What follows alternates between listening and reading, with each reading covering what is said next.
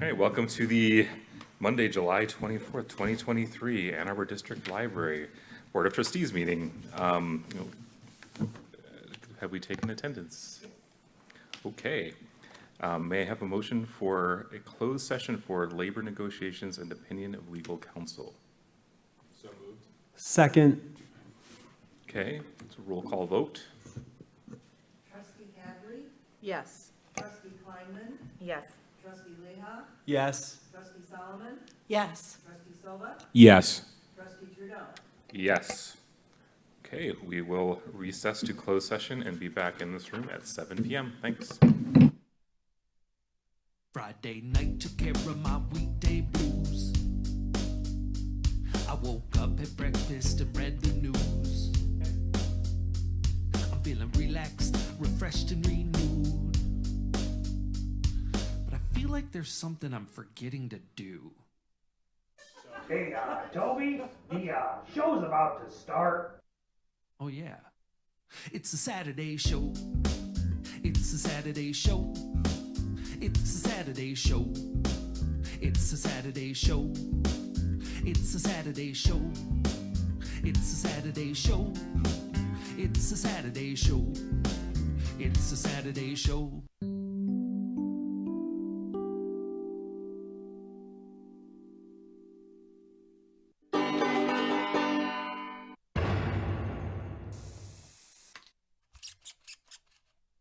Art! Beautiful day, isn't it, Toby? Breakfast is served, fellas. Bon appetit. Oh, I don't like this. Looks good, Fred. You're really coming into your own with your cooking. Thanks, pal. Yeah, Fred, some of the dishes you've made have been top notch. Aw, thanks, big guy. I've been trying real hard to hone my skills. I think I've even gotten better at making human food. That one there is called Toad in the Hole. Where'd you learn to make this one, Fred? I picked that one up from one of my cooking classes. You're taking cooking classes, Fred? Absolutely, Otto. My goal is to be the best frog chef there ever was. An admirable goal, if I do say so myself. Thank you, Otto. So, Fred, what are you gonna do with the rest of your day? Well, I wanted to ask you guys a question. Go for it, Fred. Well, there's a girl in my cooking class. Her name is Tasha, and well, Do you like her, Fred? I kinda do, Toby, but I've got a problem. What kind of problem? Oh, it's not a big problem, just kind of a small problem, but it could be a big problem if, Fred, what is it? well, Tasha said she wanted to go visit an art museum with me. That's great, dude. Yeah, except I don't know very much about art, and I'd like to impress her. Sounds like you do like her, Fred. Toby, be nice. And don't worry, Fred, I have an idea. Let me make a few phone calls, and Toby, you can introduce the word of the day.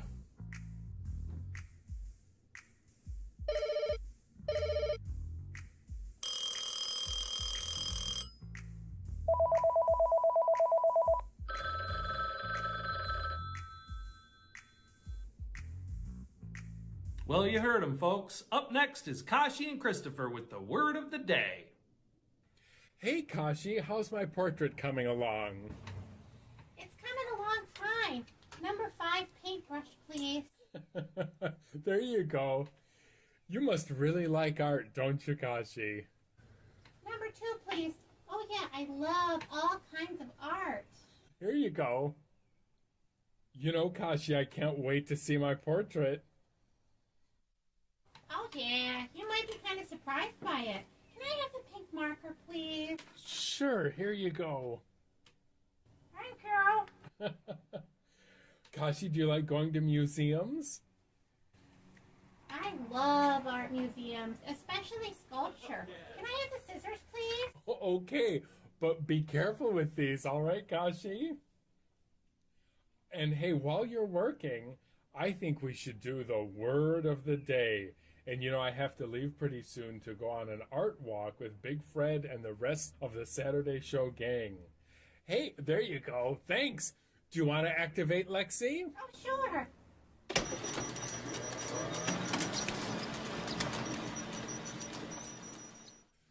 Well, let's see what the word of the day is, Kashi. Do you need a hand? Do you know what that says? It says abstract. That's right. It does say abstract. Do you know what abstract art is?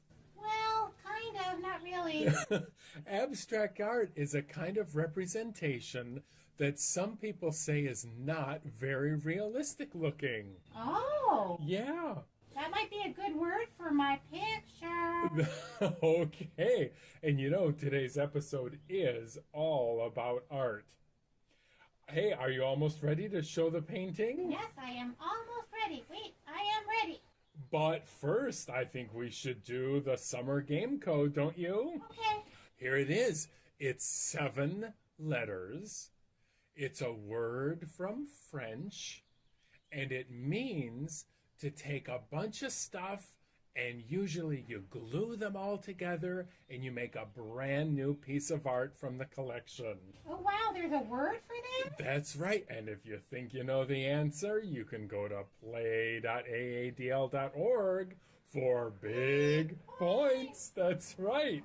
All right, shall we take a look? Yep, I'm ready. Great. Wow, Kashi, it's wonderful. I love it. And I think I can see a likeness of myself in there.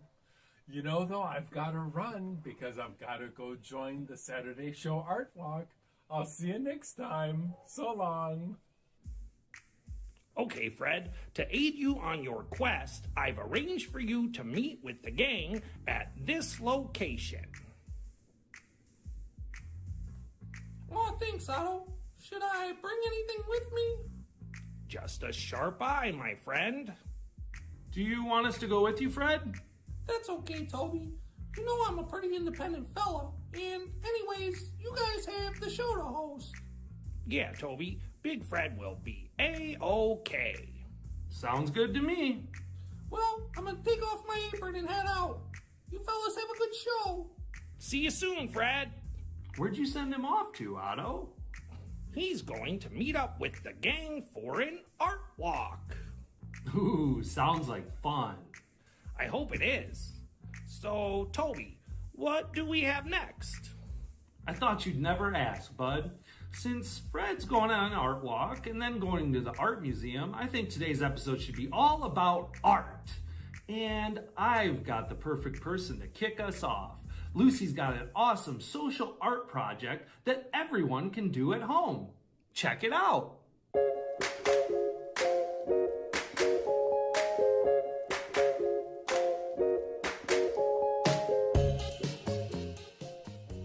Hi, I'm working on this really cool project where I am making these miniature works of art called Artist Trading Cards, or ATCs. ATCs were started as a conceptual art project by the Swiss artist M. Vinci Sternemann in 1997. He wanted to create an art project that required people to work together, required collaboration.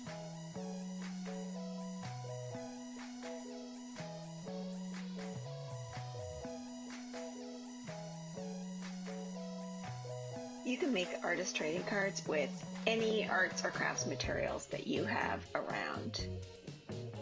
There are only 2 rules. First, cards must be 2.5 by 3.5 inches. This is the same size as a baseball card or a Pokemon card. And you should sign and date your cards on the back. Otherwise, you can do whatever you want.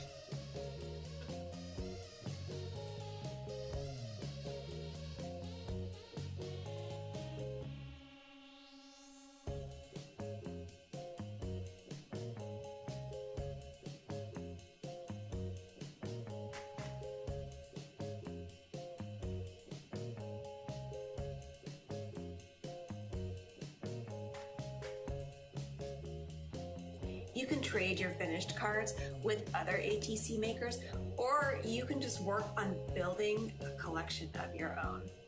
Have fun.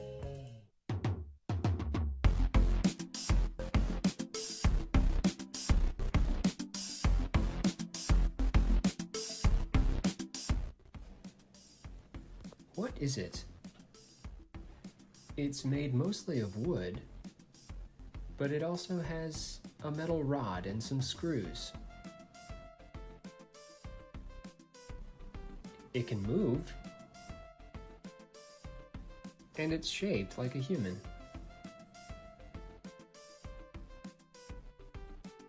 What is it?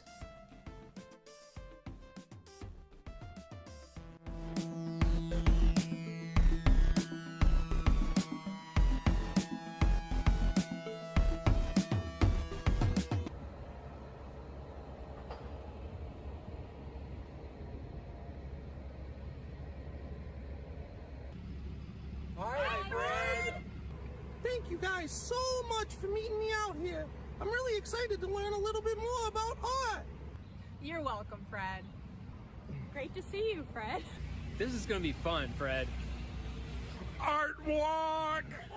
Are you guys ready to go? Let's go see some art! I think I'm ready to go. Let's see what's what. Art walk!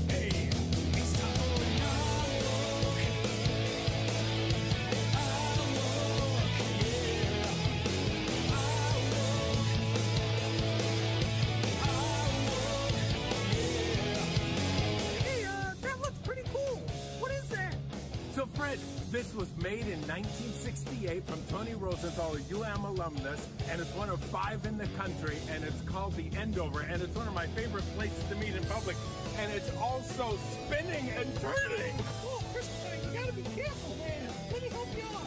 Hey, thanks, buddy.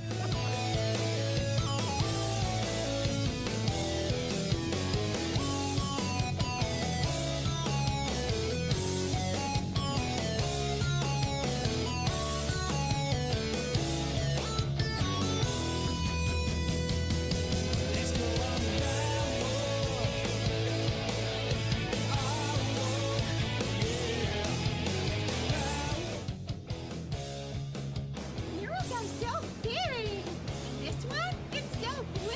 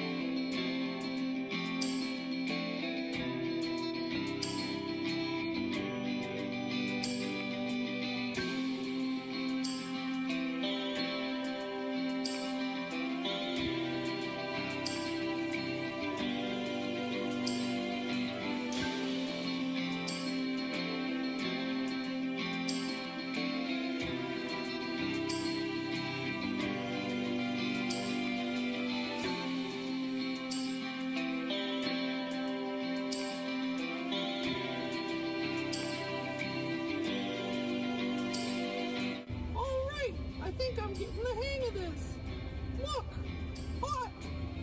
Yeah, Fred, this is art.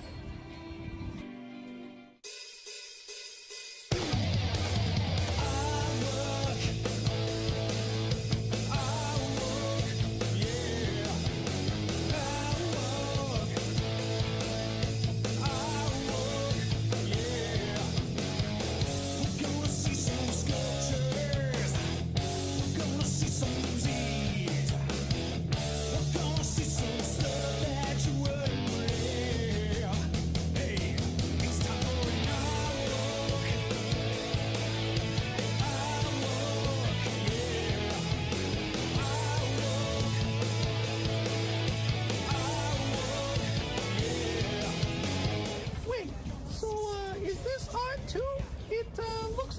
runway or something. Yeah, Fred, this is definitely art. Art doesn't have to be a drawing or a painting or a photograph. It can be...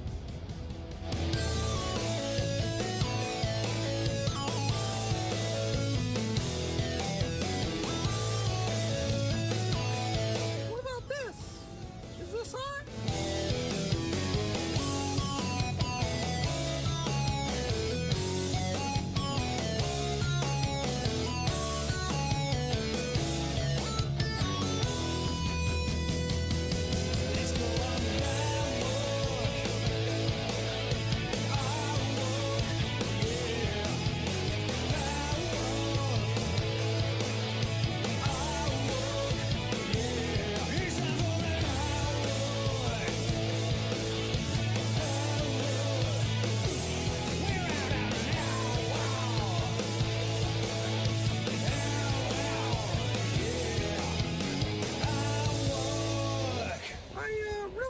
I'm starting to understand this art thing.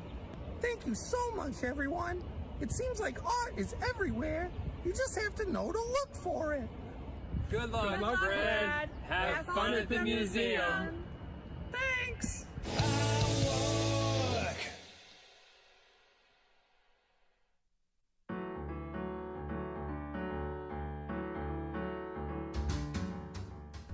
Hi, I'm Anusri.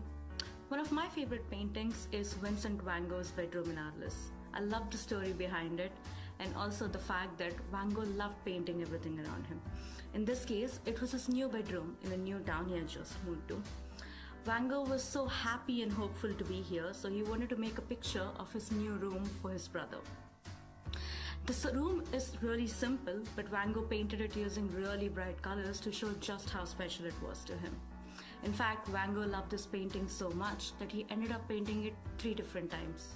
Each time just slightly different. So if you look at all 3 of them at once, it's like playing Spot the Difference. One of my favorite paintings I've ever made is called Rituals Plants. I wanted to paint something that I really enjoy doing. And for me, that's both painting and working with plants. I had so much fun painting all the many little leaves and all the details in this painting. I hope you like it. Hi, my favorite artist is Romare Bearden. My favorite piece by him is called The Conversation. The favorite piece that I've made is called She of Tranquility. Let's take a draw break.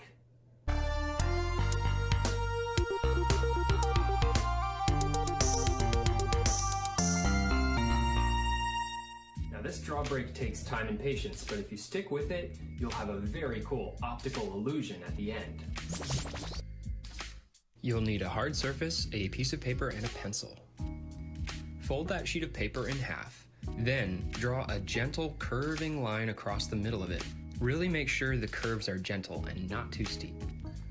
Next, draw 8 dots along this line, spaced at all different distances from each other. Now draw bumps to connect each of these dots along the top and along the bottom. Great.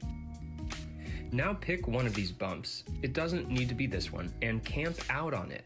Start and end at the same 2 dots and keep drawing bumps extending out from them. As the bumps grow bigger and bigger, you'll notice that the sides grow darker and darker as you travel the same path back up and back down again and again. Now these bumps might balloon out a little bit or start to wobble off to one side. That's great. Okay, now grab a scrap sheet of paper and slip it underneath your drawing page. Continue to draw those bumps right off the edge of the page, like this.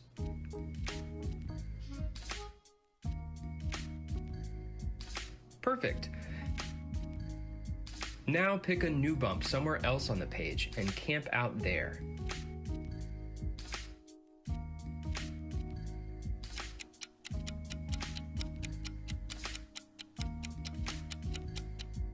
Pretty soon you'll notice that in some places you only have space to cram in a few extra bumps. That's okay too.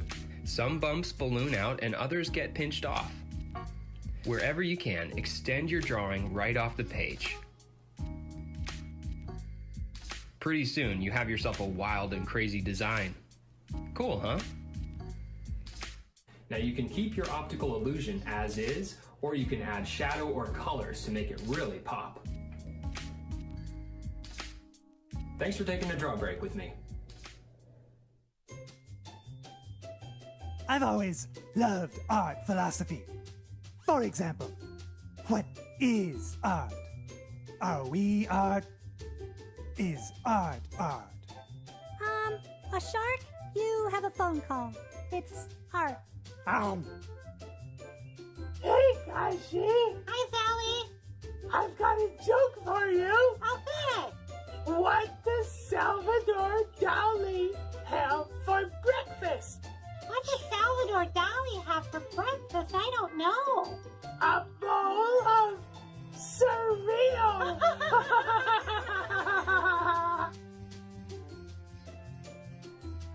Hey, Katie, I got a joke for you.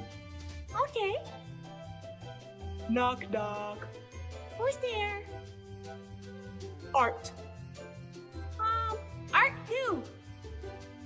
R2D2. Ha! Yes, funny. Yeah.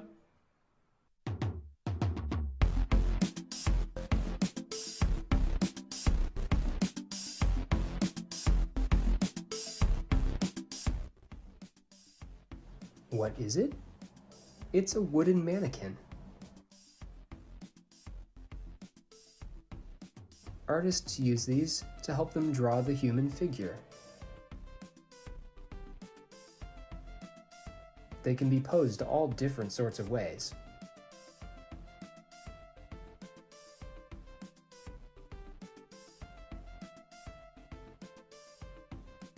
A mannequin.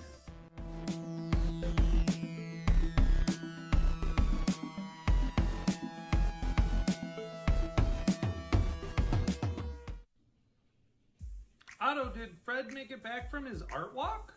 He sure did, Toby. He's getting ready for his museum visit. Tasha is going to be here any minute. Ooh, Fred and Tasha sitting. Toby, What? be professional. Okay. Was that the door? I'll get it. It's probably for me.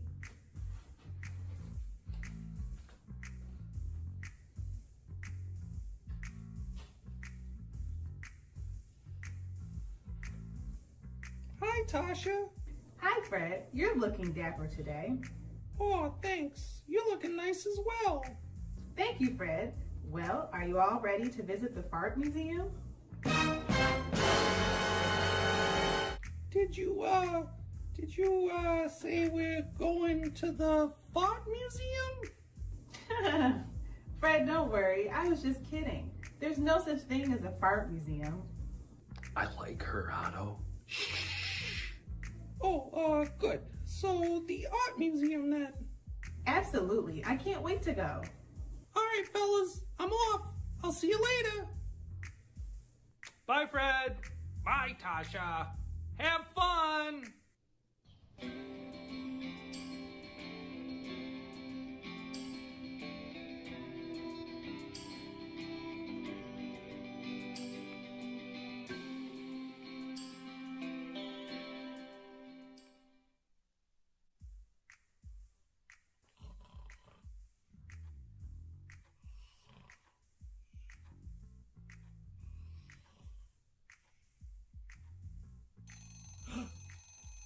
Oh boy, oh boy, oh boy. Today is the day I get to go camping. Gotta get Toby. Toby? No. Toby? No. Toby? Ah, there you are. Oh, hey, Otto. You ready to go? I certainly am, Toby. Do you have everything packed? I have everything except your to-go bag. Do you have that? Yep, I put it by the front door. I've got my clothes and my fishing pole and my hat. I'm all set to see the great state of Michigan. All right. Seems like we're almost ready to go. There's one more thing to do. We've got to call Lucy and make sure she's got everything she needs to host the show. I'm on it. Is that the phone?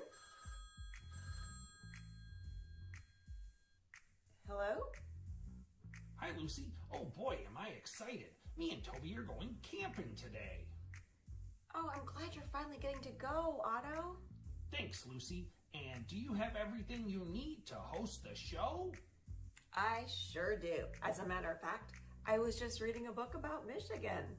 Glad to know you're prepared, although I didn't expect anything else.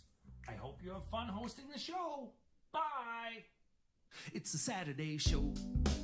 It's a Saturday show. It's a Saturday show. It's a Saturday show. It's a Saturday show. It's a Saturday show. It's a Saturday show. It's a Saturday show.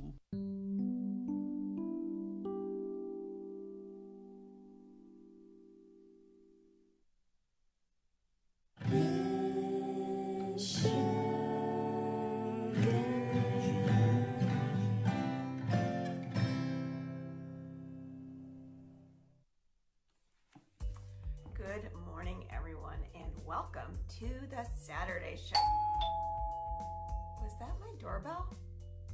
Hold on a second. I better get that.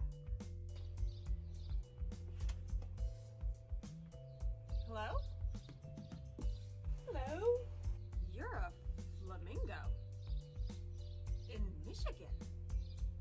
I'm Clarissa. I left my home in the Caribbean 5 days ago. The Caribbean? That's quite a distance. You want to come in?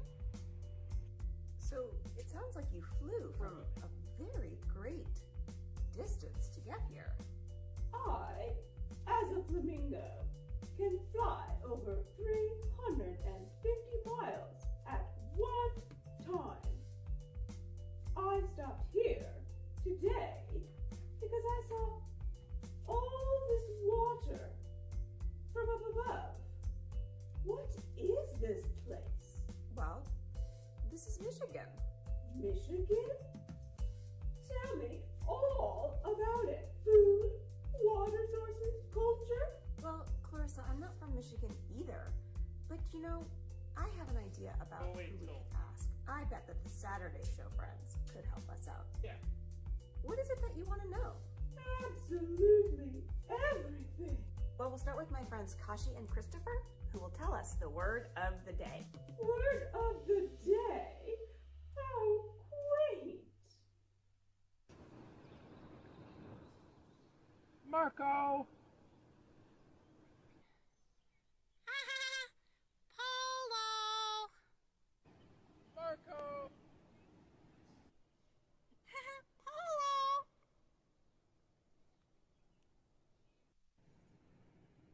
Marco!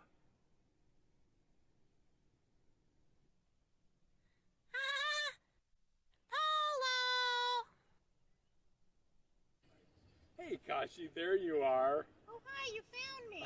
I did, and look who else I found. Oh, hi, Lexi. It's Lexi.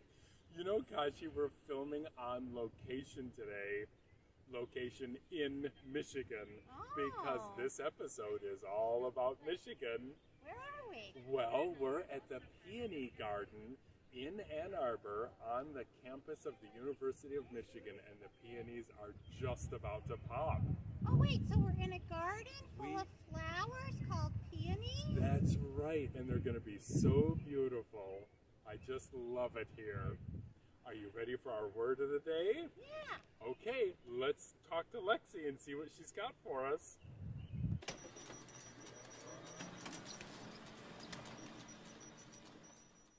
Well, let's see what it says. Can you read this, Kashi? It says pawpaw. That's right, it does say pawpaw. What's a pawpaw? Well, a pawpaw is a delicious fruit. You have to wait until it gets a little bit soft. And it's also a city in southwest Michigan. Oh. And, are you ready for the summer game code? I am. Okay, here it is. It's 9 letters. Wow. And it means a piece of land that's surrounded on 3 sides by water. Oh. And Michigan is very famous for it. Oh, I see. Both of them. Okay. All right. Well, if you think you know the answer, you can go to play.aadl.org for... Pickle. That's right. Until next time, happy Michigan. Polo! So, Michigan is very large. Was there something specific that you wanted to learn about? Did you know that the beautiful color of my feathers comes in large part from what I eat? I am very curious to know what kind of foodstuffs are grown locally so that I may think about enhancing my brilliant plumage. Perhaps some rich hued fruit? Michigan does have a rich history of food and agriculture. Let's check in with a shark to learn more about this.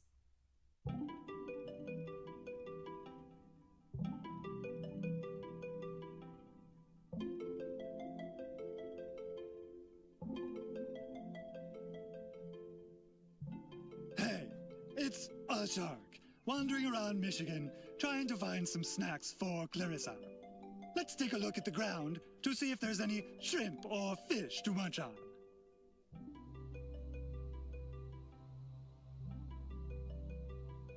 What's this? A tiny dolphin brain? No, a shark.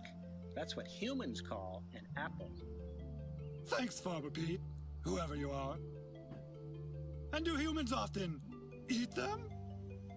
Well, sure. Have a bite.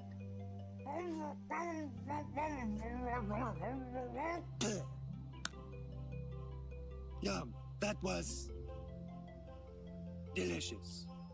And where does such a apple come from?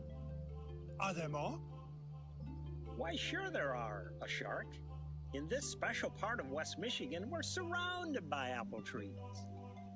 They grow easily in this fertile area called the Fruit Ridge. Wow. So, are you telling me that the Fruit Ridge was formed millions of years ago when glaciers pushed the land into gentle rolling hills, leaving behind clay loam soils with superior moisture holding qualities? And, because of its proximity to Lake Michigan, provides a unique climate that is ideal for growing fruit and vegetables? That's exactly what I'm telling you. What a fruity wonderland, Farmer Pete. Well, Clarissa, it's an all-you-can-eat apple buffet over here on West Michigan's Fruit Ridge. How wonderful!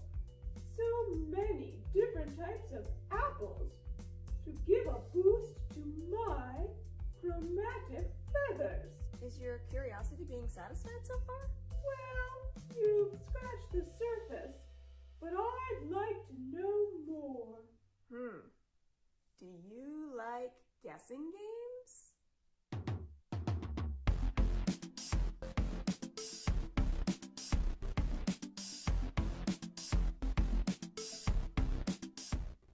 What is it?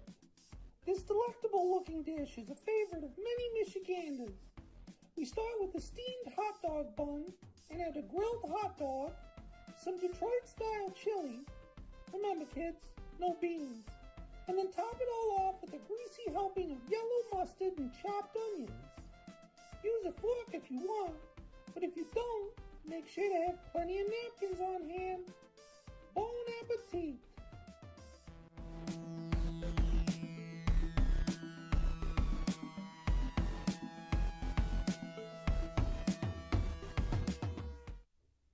That concoction is confounding, dear.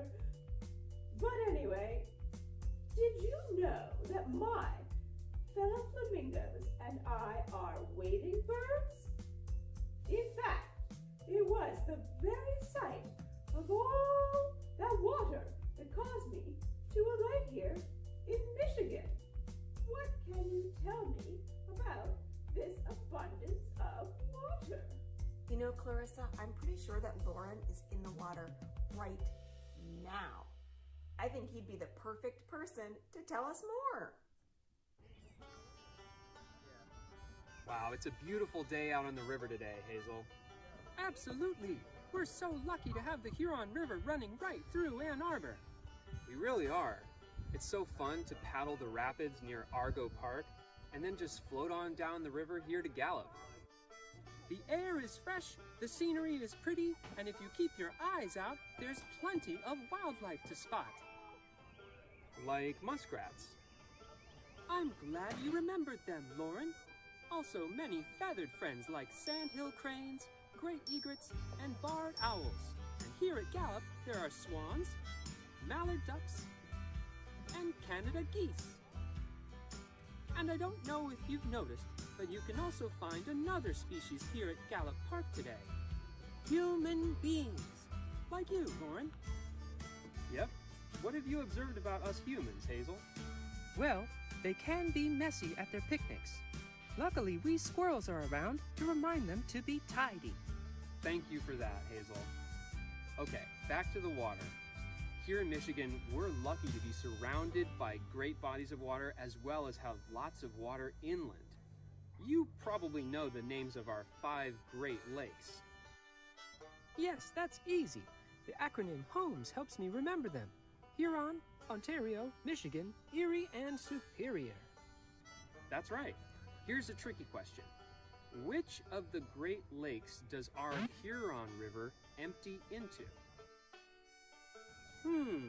Yes, that is a tricky one. It's Lake Erie. Correct as usual. Okay, Hazel, do you know which Great Lake doesn't border the state of Michigan? I've studied my geography. That's Lake Ontario. Correct again. Besides the Great Lakes that are bordering us, Michigan has more than 26,000 inland lakes and more than 120 major rivers flowing through it. Of course, we have to mention Tequamanon River Falls, Michigan's largest waterfalls, and the emerald waters of Kitchity-Kippy, Michigan's largest freshwater spring. Both are in Michigan's Upper Peninsula. Cool. Meanwhile, down here in southeast Michigan, I'm getting hungry. Let's head for shore. Okay, let's paddle on.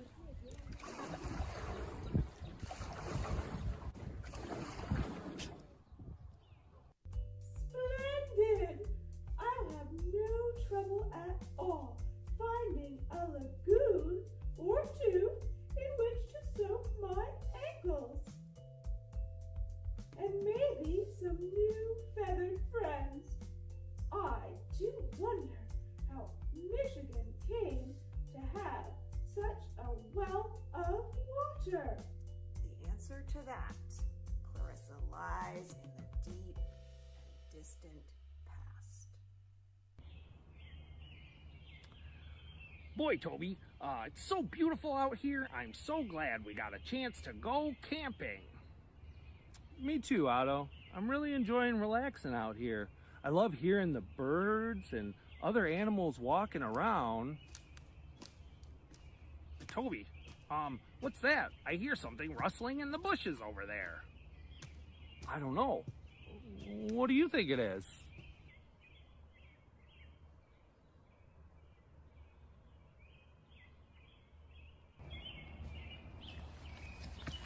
Hey, guys. It's Brian. Hey, Brian, what are you doing out here? I was just looking for a good sit spot to watch some birds. Looks like you guys found a good one. Thanks for joining us at the campfire, Brian. Yeah, it's great to see you. Hey, Brian, do you have any spooky stories or chilling tales you could tell us? Chilling tale, huh? Yeah, I know a chilling tale. And it happened right in this very spot. Ish. Do you want to hear it? Ooh, you bet I do, Brian. Go ahead. All right. Once upon a time, in a distant geologic epoch known as the Ice Age, all of this land was covered for millions of square miles around by an enormous stretch of glacial ice, what we call the Laurentide Ice Sheet. Over the course of some 2.5 million years, this massive continental glacier carved and sculpted much of the features and geology of the lands we know today as Canada and the northern United States, including right here in the land of Michigan.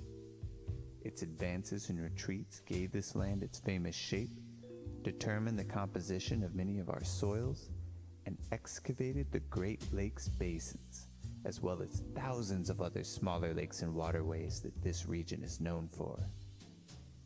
Later in this era, megafauna like the mastodon and the woolly mammoth roam these lands, and their fossilized remains can still be found buried in the earth around these parts.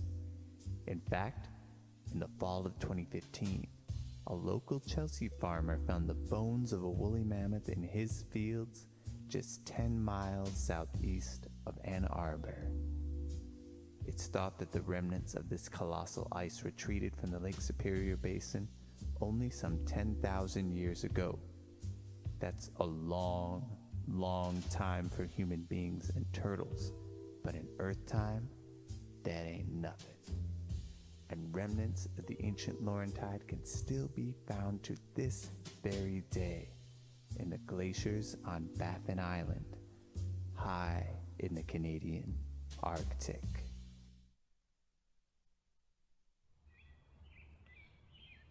Oh boy, Brian, that tale of the glaciers made me chilly just hearing it. Toby, do you think we can start a campfire?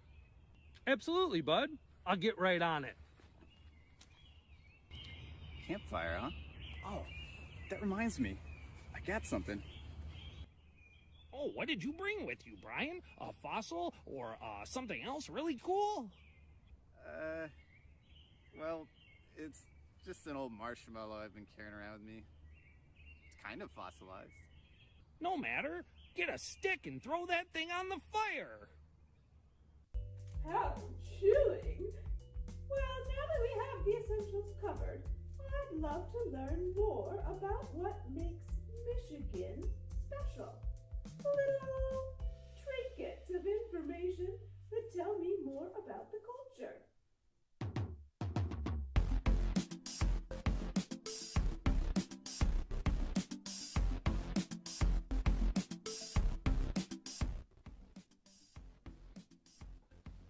It's a tawny dog.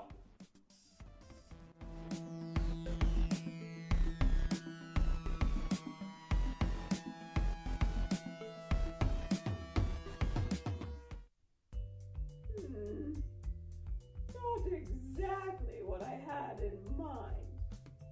I was thinking more about cultural details. I just like to glean as much factual knowledge about a place as I can. Oh, my thirst for knowledge is prodigious. It does sound like you know your way around a thesaurus.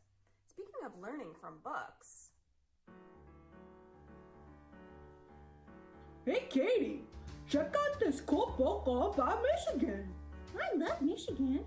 That's where we live. Look, there's a whole section on Michigan state symbols. Wow, there's so many of them. Yeah, but it's almost lunchtime, so maybe we should just read about some of them for now. Good idea, George.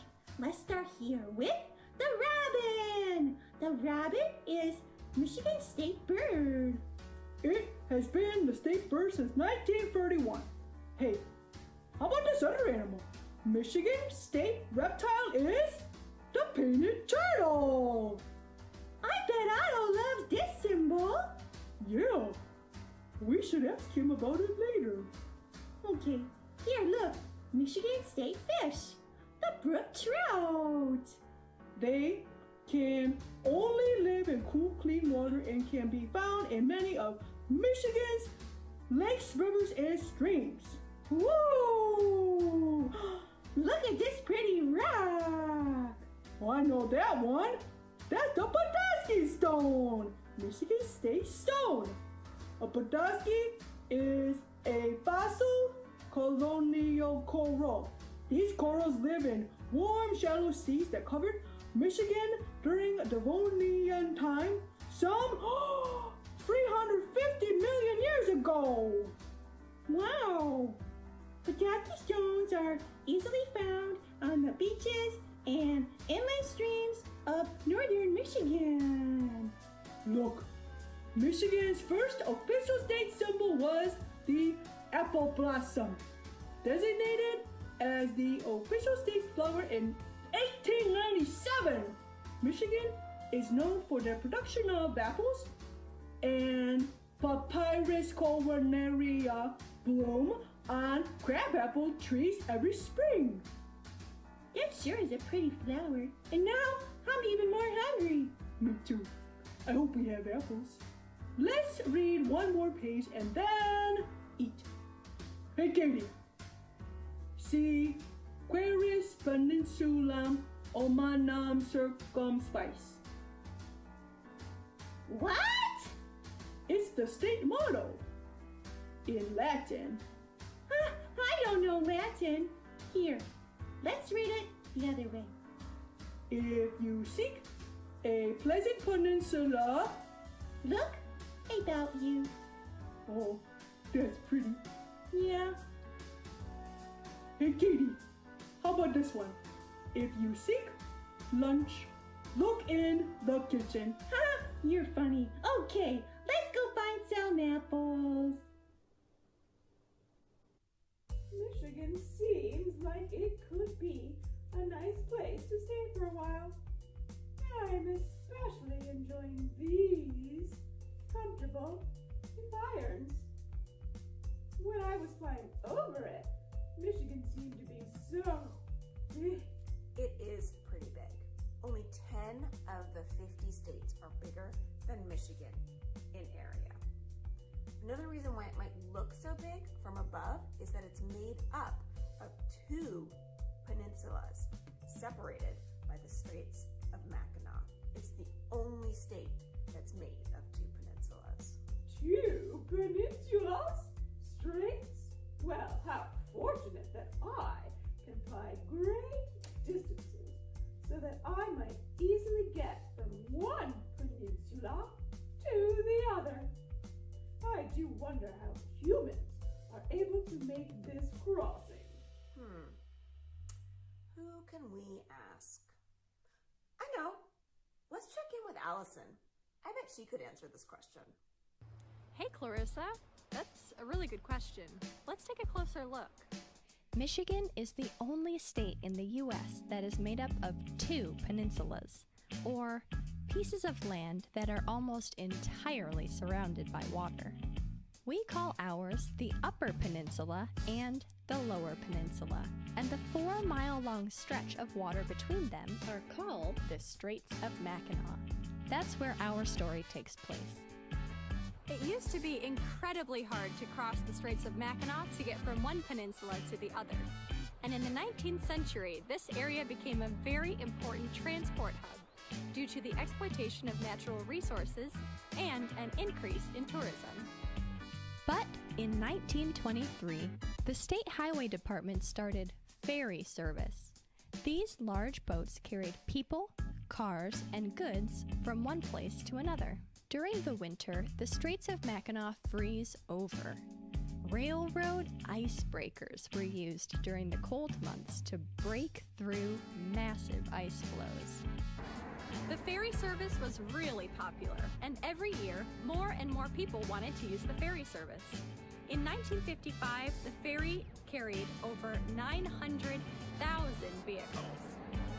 The ferry service grew to be so popular that they quickly couldn't keep up with demand. Traffic backups could stretch as long as 16 miles. It proved that if you provided a connection between the peninsulas, people would use it. And so, it was decided after many years of failed attempts that Michigan would build a 5-mile-long bridge to connect their peninsulas. Building the Mackinac Bridge was a lot of hard work.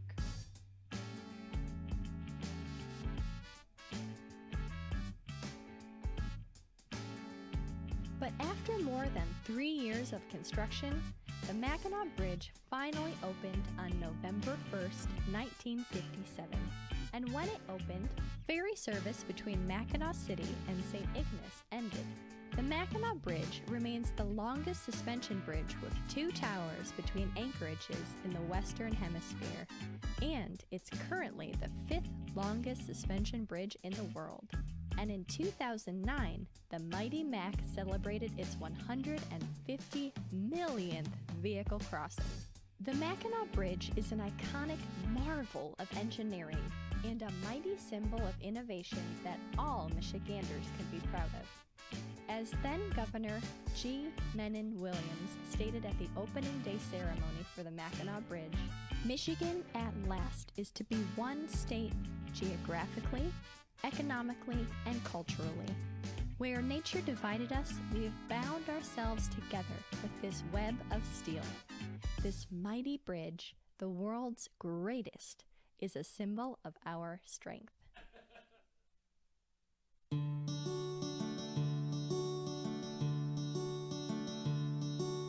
Michigan is good. Michigan is grand. Michigan is shaped just like a mitten on your hand. Michigan is grand. Michigan is good. Michigan will love you back just like a great state should. And you can see all the apple trees, and you can feel all the Petoskey's, and you can live the peninsula dream. Michigan is good. Michigan is grand. Michigan is shaped just like a mitten on your hand. Michigan is grand. Michigan is good. Michigan will love you back just like a great state should. And you can swim upon a great lake beach, and you can cross the mighty Mackinac Bridge, and you can live the peninsula dream. Michigan is good. Michigan is grand. Michigan is shaped just like a mitten on your hand. Michigan is grand. Michigan is good. Michigan will love you back just like a great state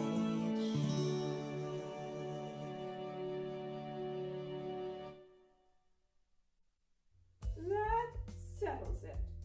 Do you have room for a pink feathered friend? Are you asking to stay with me, Clarissa? Well, I do need a place to stay, and your home is quite wonderful. I think we can make room for you. Marvelous! Now, what time is tea served? You can bring it to me in the tub. Where's the tub? Well, that's our show for today.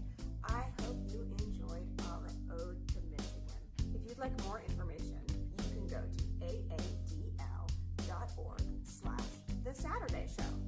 And if you'd like to drop us a line, you can send an email to tss@aadl.org. So, until next time, I take that tea now. Keep on flying.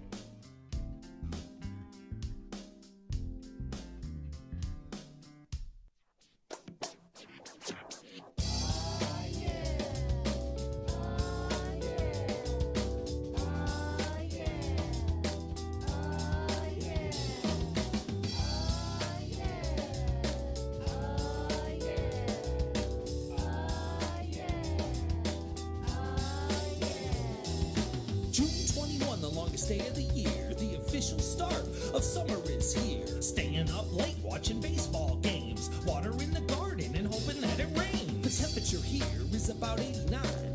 Look at the barometer and watching it climb. Hanging with your friends at the park or the swap meet. Hot enough to fry an egg on the concrete. Find a log, hop on, sit in the sun all day. Or sit in the shade, sipping on some lemonade. Grab your pals and head to the pool. It's so hot hot, even cucumbers aren't cool. Garden salads and running through a slip and slide. Are you kidding me? It's even hotter inside. Open up the windows to let the breeze through. 2 miles an hour so everybody sees you. Summertime is my favorite time. Enjoying the sunshine, sitting outside. Summertime is my favorite time. Enjoying the sunshine and sitting outside. Summertime is really, really hot. Really, really, really, really, really hot. Summertime is really, really hot. Really, really, really, really, really hot. Summertime is my favorite time. Enjoying the sunshine, sitting outside. Summertime is my favorite time. Enjoying the sunshine and sitting outside. Summertime is really, really hot. Really, really, really, really, really hot.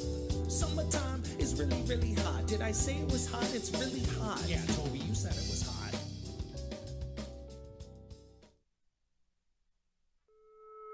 Summer. A little more. A little more. Perfect.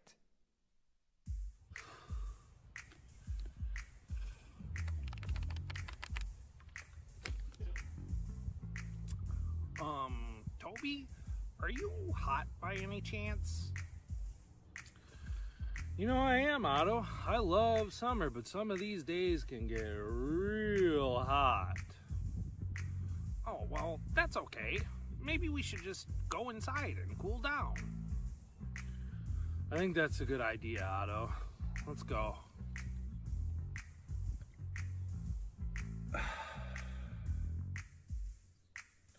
Toby, I thought it would be cooler in here. Yeah, me too, but I guess not. Nope. Well, what should we do? There's gotta be something we can do to cool off.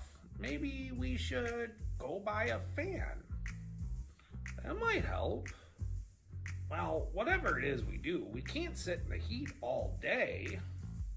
All right, Otto, why don't you grab your hat and we'll head out and search it cool. All right. You almost ready to go, Otto? Yeah, I'll be right there. All right, I'm waiting outside. We gotta get this guy cooled off. Look, Otto, someone left a flyer on our door. There's a space heater sale down at the shop Drop and Roll. Should we get one? Toby, no, that won't make us any less hot. No, man, I was thinking like if we get a space heater and we get really hot, then we'll go all the way around from hot back to cold, right? Isn't that how refrigerators work? I don't know about refrigerators, but in reality, that plan will never work. Worth a shot. Let's keep going.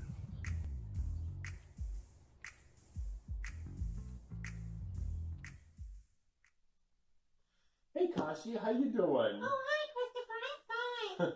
I see you made a list here. Oh, yeah. It says my favorite things to do in the summer. Yes. Do you want to tell us about it? I would love to. So, the first one is to go swimming. I love swimming. It's so cool in the summer. So do I, Kashi. And the second one is dig in the sand, which you can do at a beach, but you could even do it at a playground. It's fun. And the third one says drink lemonade. It's so delicious. And the fourth one is to go tubing, which is very special and fun, and it definitely keeps you cool. And we're so lucky to have the Cascades right here in Ann Arbor. Yes, we are.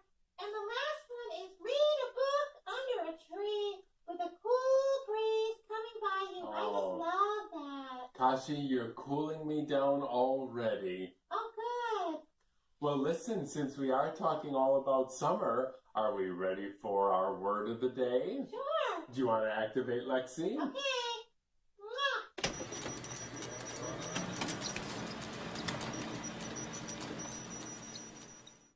Well, let's see what it says.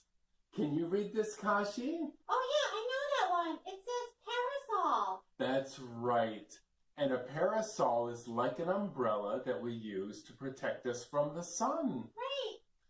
Well, are you ready for the summer game code? I am.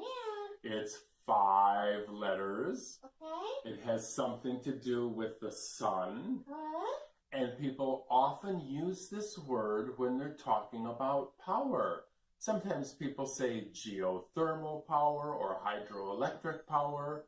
Well, this game code is power. Oh. And if you think you know the answer, you can go to play.aadl.org for... That's right. Until next time, keep cool.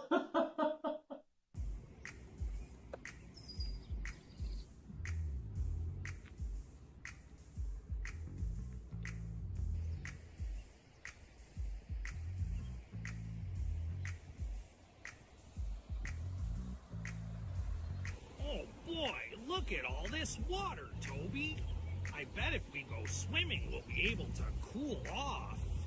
Good idea, Otto, and that might work for you, but I didn't bring a swimsuit.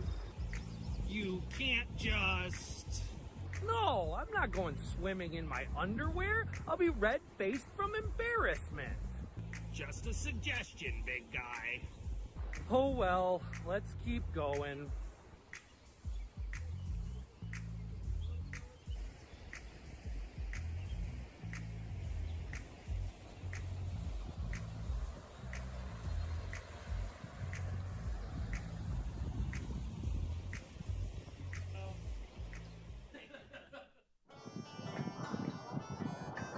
When my head overheats from too much theorizing, I like to divert myself with a little trip down the Cascades to cool off. Come on, I'll show you.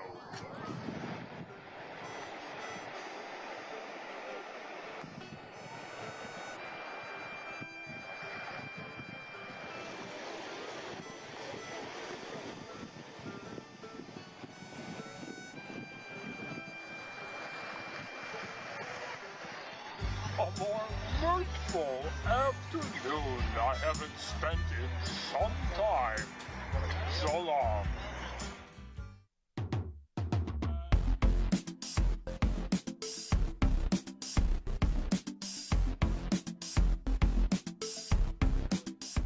What is it? It's got numerical scales on both sides that don't match up, and a glass tube in the middle with a red dye. What is it?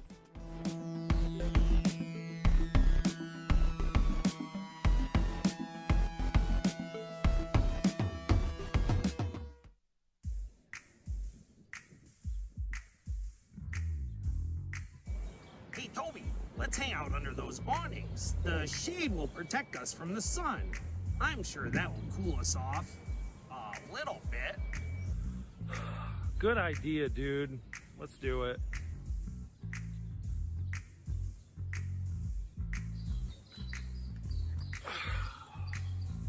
Toby, what is this place?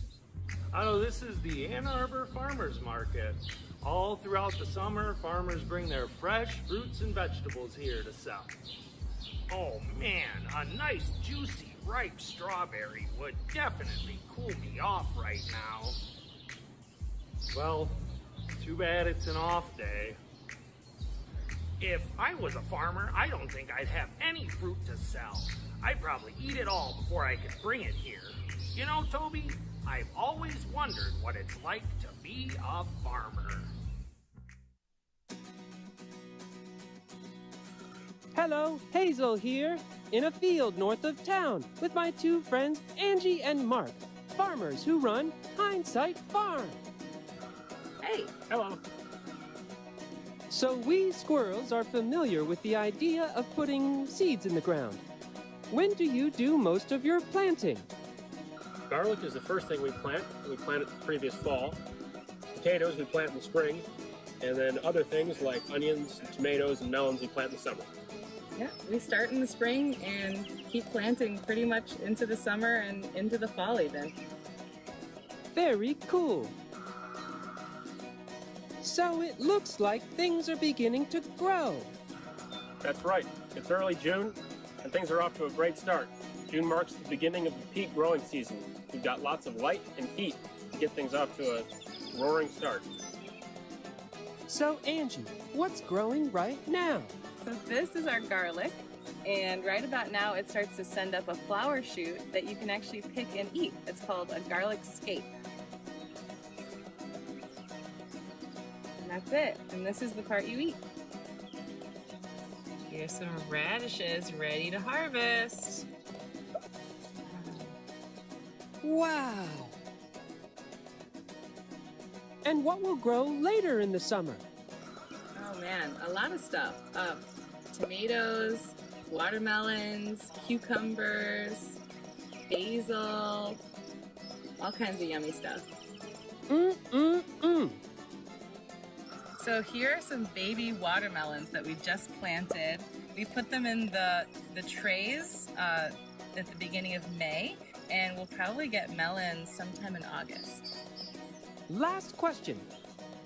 It's very hot in the summer, so how do you, as farmers, stay cool? Well, we wear hats to protect our faces from the sun. Yep, and after we're done working in the fields, we go swimming. Ooh, that sounds fun! Thank you very much, Angie and Mark. Thanks, Hazel, for coming to see the farm. Yeah, thanks for coming to check it out. Meanwhile, back in town, Lauren built space for a small garden in his backyard. That's right, Hazel. Summer means fresh homegrown salad greens. Lauren, where's your hat? Oh, that's right, Hazel. Thanks.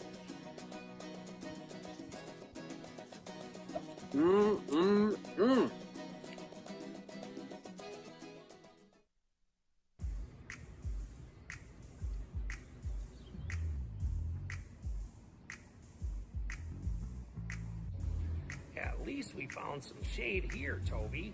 Do you think there's any books that'll teach us how to keep cool? Maybe. We could figure out how other animals keep themselves cool and try to replicate that. I know you're cold-blooded, so don't you just find somewhere cold to sit? Usually, although in the city there's not a lot of chilly spots in the middle of summer. And what about you, Toby? Don't you sweat to keep cool? Yep, maybe a little too much. Well, what about Teddy? He's a smart fella. I bet he knows how to keep cool. Hi. As you might know, humans, like us, produce sweat when we become overheated. This is a very efficient mechanism by which the human body regulates its temperature when it's hot. We have sweat glands all over our bodies so that the cooling process takes place over a large surface area of the skin, which is great. What about dogs, though? Do they sweat in the same way? Toby and Otto wanted me to ask Teddy, so I did. Let me tell you what he said. Whew, it's hot. And unlike you humans, we dogs have very few sweat glands. Most of mine are on the bottom of my feet. That's why I sometimes leave behind wet footprints on Lucy's clean floors. That's just me sweating. The rest of me is covered with this insulating coat that keeps me warm in the winter and cool in the summer, but doesn't allow my skin to perspire. Here's what I usually do. I pant like this. Dogs rely on panting to control most of our temperature regulation. When dogs pant, we evaporate moisture from our tongues, nasal passages, and the lining of our lungs, cooling ourselves as air passes over the moist tissue. I'm also exchanging the hot air in my lungs with cooler air. This usually works pretty well.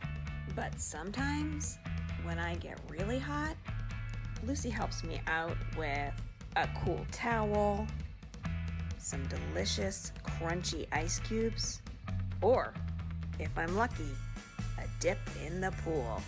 Stay cool.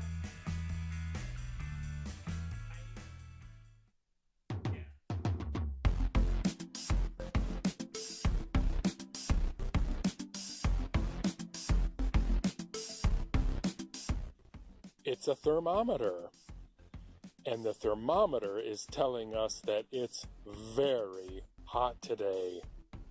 It's over 110 degrees Fahrenheit and over 40 degrees Celsius in the sun.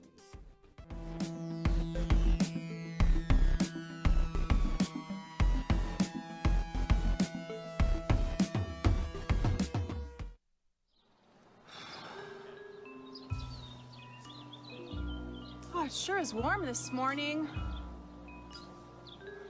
It's a scorcher, all right. It is so hot, you can call me a hot dog without the bun. That's funny, George, but I'm almost too hot to live. I am too hot to even think. I kind of like it when it's hot because that means it's summer. And I love having fun and the good old summertime. Katie, you always have such a positive attitude, and I really appreciate that. George, let's dry our sweat, drink some water, and join Katie in something fun and summery. And cool? And cool, and I think I know just the thing. Oh? Is it ice cream? Or napping in the air conditioning? Unfortunately, we don't have ice cream or air conditioning, but we do have all the right stuff to make our own ice pops. Yum! Let's head inside and get making. We are making strawberry, orange, mango popsicles, and we have everything we need right here. We have a cup of strawberries, a cup of frozen thawed mango, a cup of orange juice, which we will actually cut in half, and I'm using a popsicle mold to make things easy, and a blender, and you know what that means. Ask a grown-up for help. Let's get blending.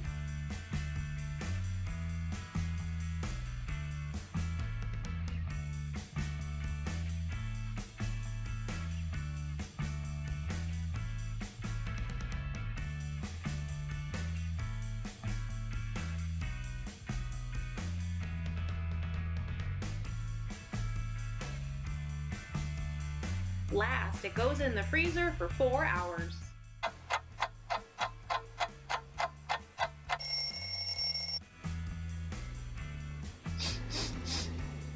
Banda, I think they are ready. Come on.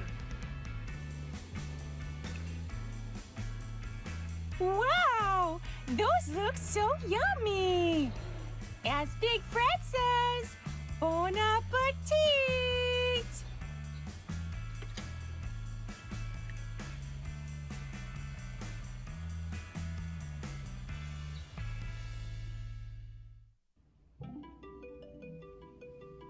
Toby, look at that sign. It says, "Want to get chili?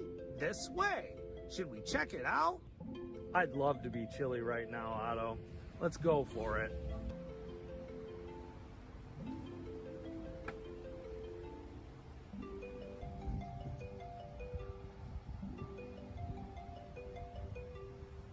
A shark? What are you doing here?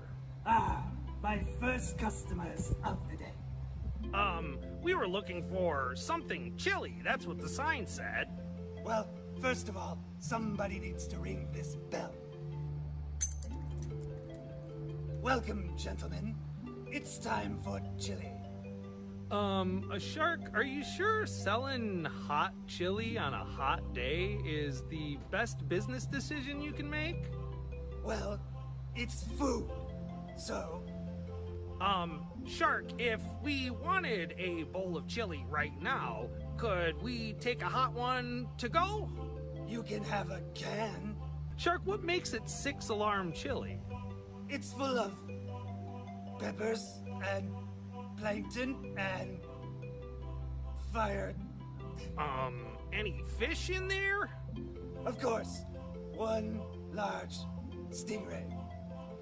Oh, do we have room for this, Toby? I mean, I guess we can take it home once we cool down. We could eat some of this 6-alarm chili. I see the can is lovely, but, you don't have a bowl of chili that I could take with me? What more could you want than a nice, hot, steaming pile of chili in a can? All right, will do. Here, allow me.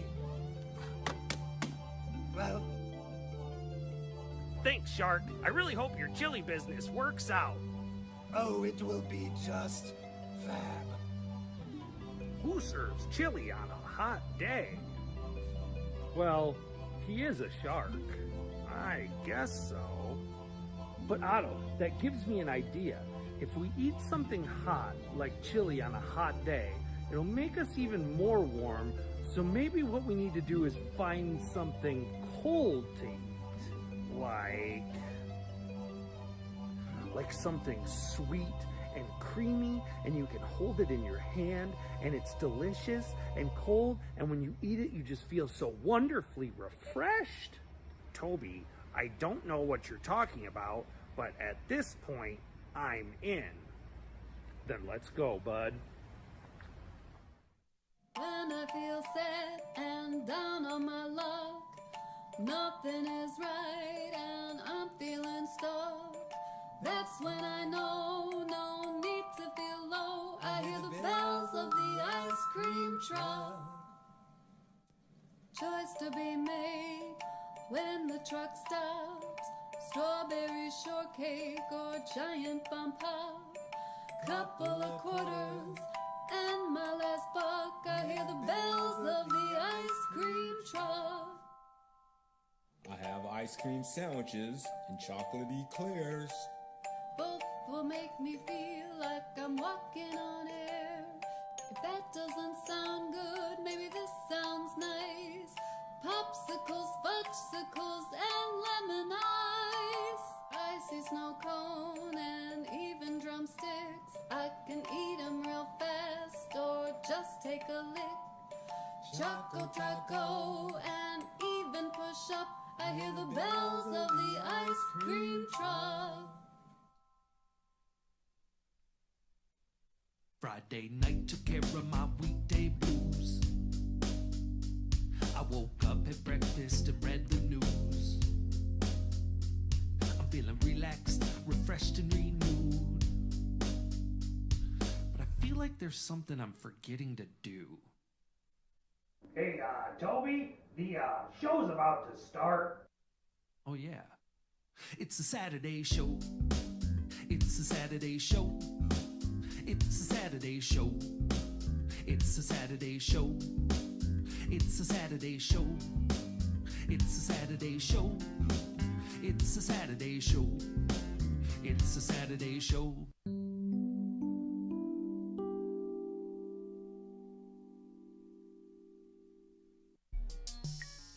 I don't know.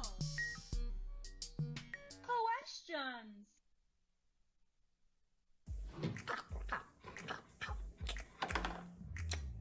Hey, Otto, do you want to go to the library with me? Oh, hey, Toby. I don't think I have any books to pick up. Why are you going? I just need to pick up some story time supplies. Do you want to ride along? Sure. Can I see your office and pick out some picture books? Books, yes. Office, I guess so. Why would you want to see my office? I don't know. Isn't that where you spent most of your time before I got here? Kind of. I mean, when I was at the library. I didn't live there, though. Are you ready to go? Yep, I'll grab my book bag. And Toby, can you introduce the word of the day? Sure can, OT. Is everybody ready for Kashi and Christopher and the word of the day? And so we were on the train for 3 days, and when we got to the end, they couldn't find our luggage. But in the end, they actually did, and so it was a great train trip. Wow. Did you like my story? I really liked your story. Does anybody have any questions? Oh, Christopher. yeah. You know, I like trains. Oh, so that's great, Christopher, but do you have any questions? Yeah. Okay. Yeah. You know, I had a pet goat when I was a little kid. Oh, I like goats. But Christopher, do you have any questions about my story? I like yellow. Oh, so a question is when you ask me something about my story that you want to know more about. You want to try again? Oh, I do. Yeah, I think I got it this time. When did your story take place? Oh, yeah, that's a great question. This was 2 years ago. Wow, that's great. You know, we are talking all about questions in this issue. We are. Not an issue. This isn't a book. It's not a magazine. In this episode of the Saturday Show. Kashi, would you like to activate Lexi? Oh, yes. Mwah.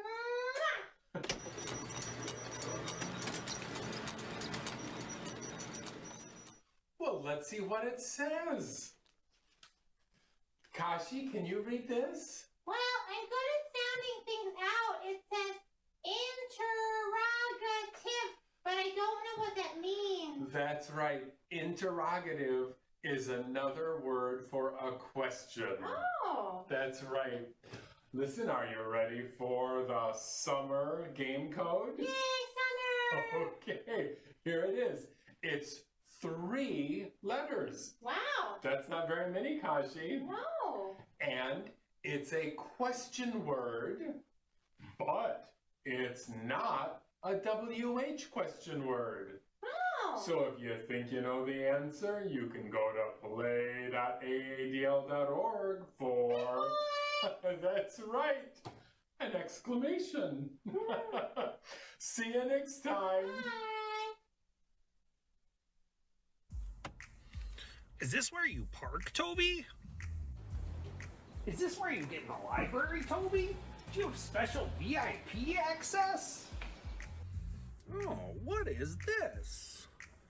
Look at all of this. What is this stuff?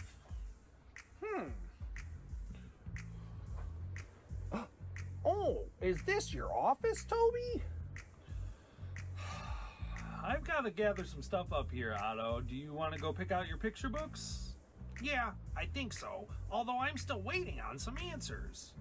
But which way are the picture books? They're over in the corner near the garden. Are you going to need any help?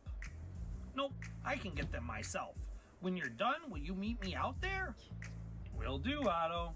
All right. Hi, Amanda. How are you? Hi, Otto. I'm good. How are you today? Oh, I'm fantastic. I'm looking for some good picture books to read. Do you know any good ones? Otto, do you know how much I love picture books? Maybe not exactly, but what would you recommend today? I know a lot of good picture books. We've got some right over here. Would you like to take a look with me? Mm-hmm. Okay. Oh my! Thank you for the assistance. The shelves were getting pretty tight in there. Who are you? Yeah, who are you? I like you two already. Questions galore. Yeah, but like, who are you? How did you get here? Do you live in the library? What were you doing on the shelf? I, young turtle, am Wonder W. Wonder. Asking questions is my game. And also, answering questions. I do that too. I don't get it.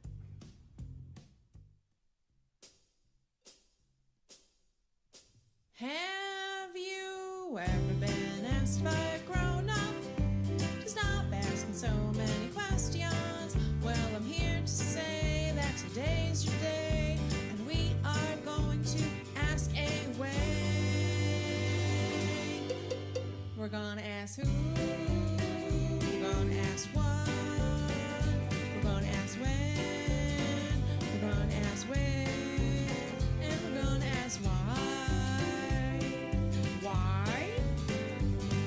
'cause fun is how we learn. We're little sponges, absorbing the world around us. How else will we find out? How many minutes in a day? Who is the tallest person? When is the next full moon? What do worms eat? Why is the sky blue? Where are my pants? Well, I'm here to say that today's your day, and we are going to ask away. We're gonna ask who, we're gonna ask what, we're gonna ask when, we're gonna ask where, and we're gonna ask why.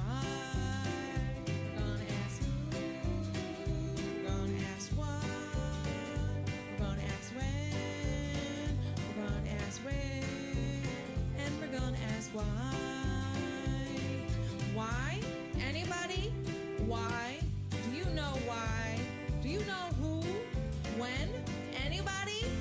When does this song end? Anybody?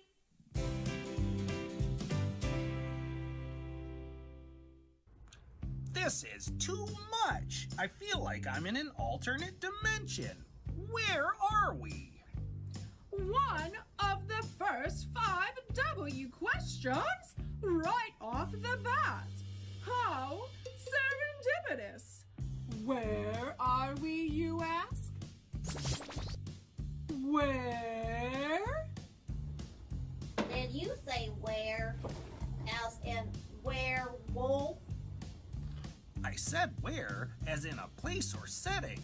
Isn't werewolf spelled differently? It is, but where and where sound so much alike, which is why I am here. By the way, where am I?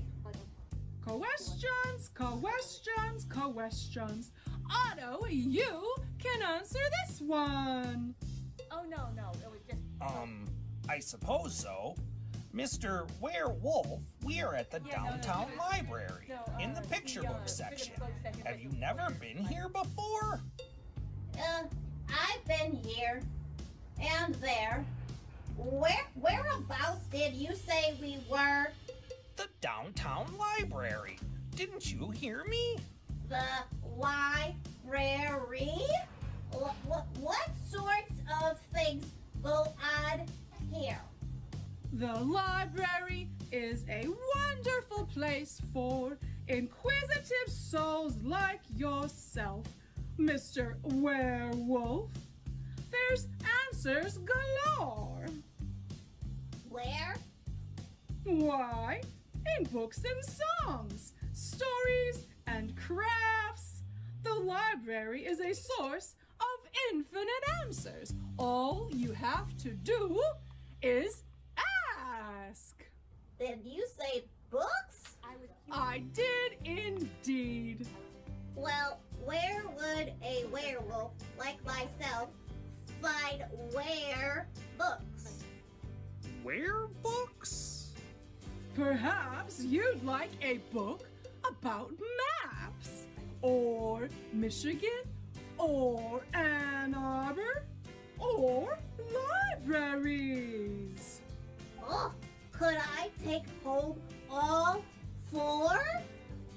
Absolutely. Here we go.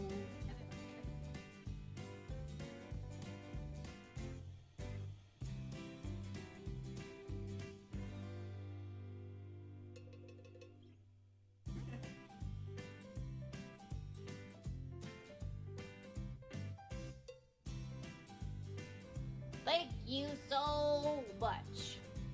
Huh. Now, where should I read these books?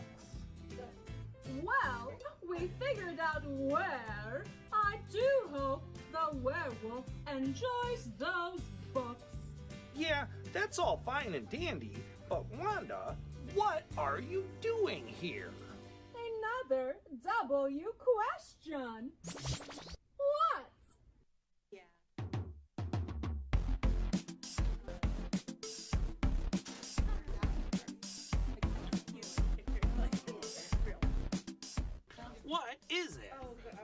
Well, I'm not sure what it is. It's got buttons.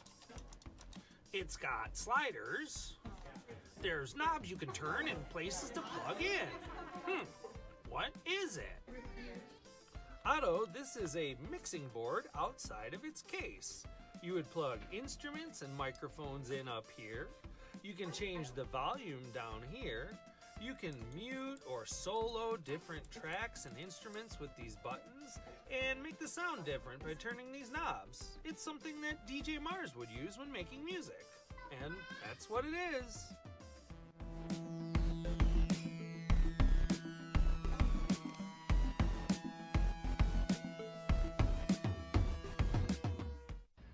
Okay, Wanda, you're here to help us ask and answer questions.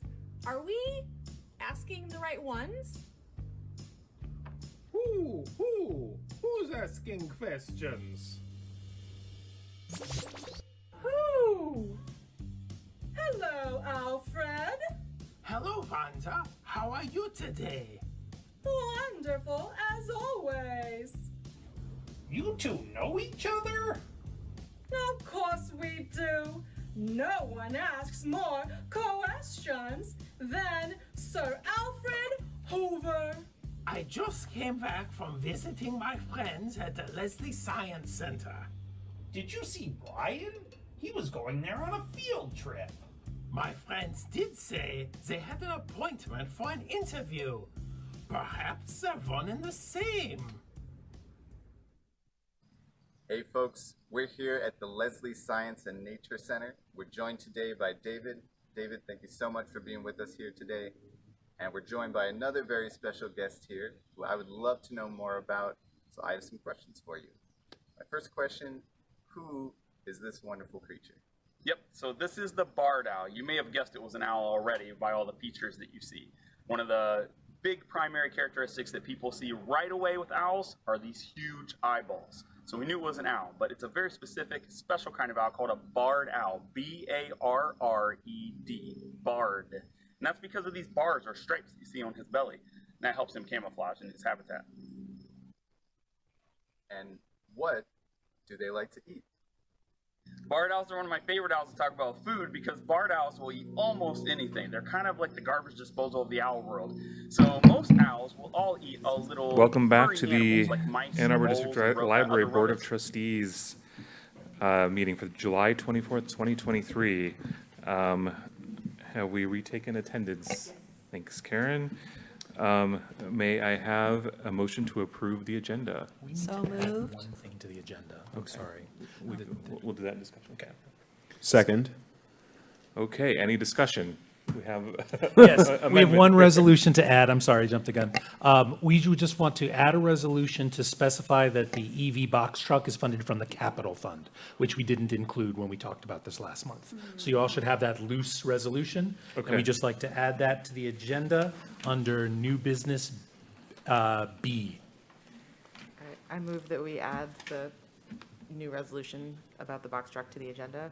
Second. Okay, any discussion? Okay, all in favor, say aye. Aye. Okay, that agenda has been amended. Any further discussion on the agenda? Okay, hearing nobody, all in favor, say aye. Aye. Okay, agenda is approved. And we will move on to the consent agenda. May I have a motion to approve the consent agenda? So moved. Second. Any discussion on the consent agenda? Okay, all in favor, say aye. Aye. That is approved. All right, and we are now at our first opportunity for citizens' comment. So we will, do we have any? The first person is Margaret Weiss. Thank you. Good evening. My name is Margaret Weiss. I'm a resident of Ann Arbor, and I'm also a homeowner, a taxpayer, a library patron, and a voter. In December of 2022, the Ann Arbor District Library, also known as the AADL, was named a 5-star library for the 15th year in a row by the Library Journal. It is one of 258 U.S. libraries to receive a 3, 4, or 5-star rating in 2022. 8 criteria are used to evaluate libraries and determine their scores, and these are all per capita. Physical circulation, library visits, public computer use, electronic retrievals, e-material circulation, program attendance, Wi-Fi sessions, and library website visits. Of the starred libraries with total operating expenditures between $5 million and in excess of $30 million, the AADL is the only library with a physical circulation per capita exceeding 30.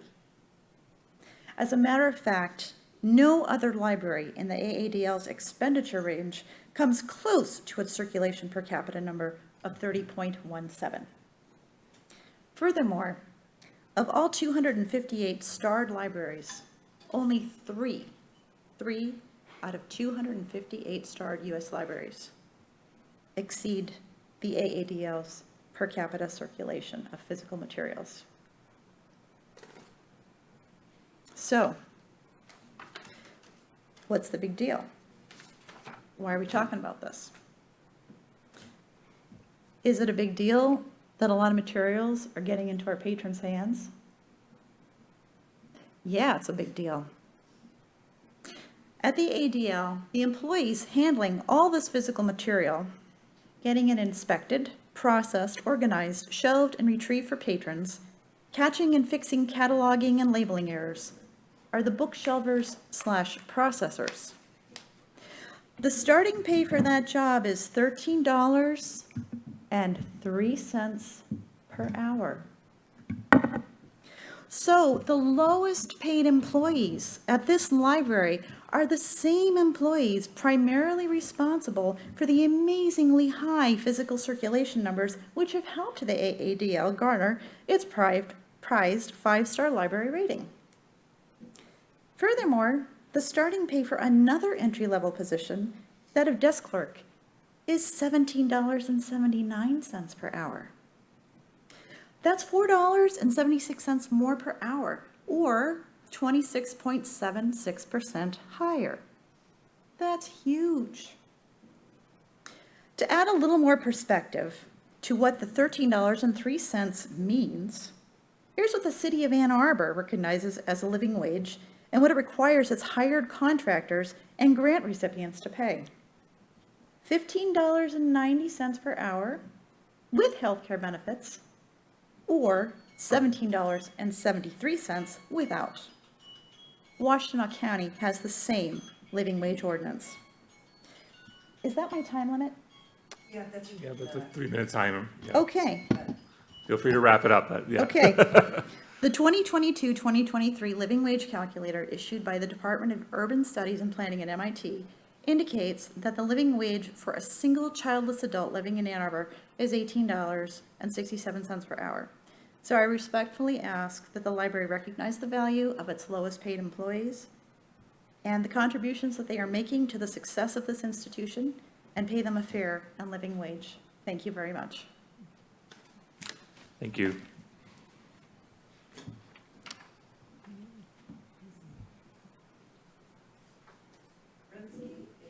Renska. Oh, Renska's here. I think that's just Renska.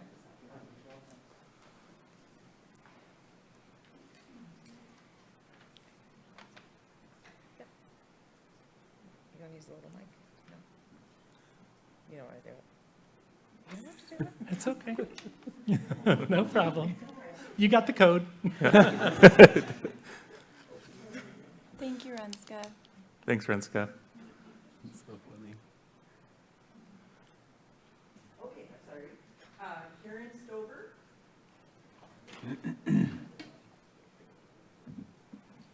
Hi, I'm Karen Stover. I am here to get the code. However, I do always try to give some feedback while I'm here.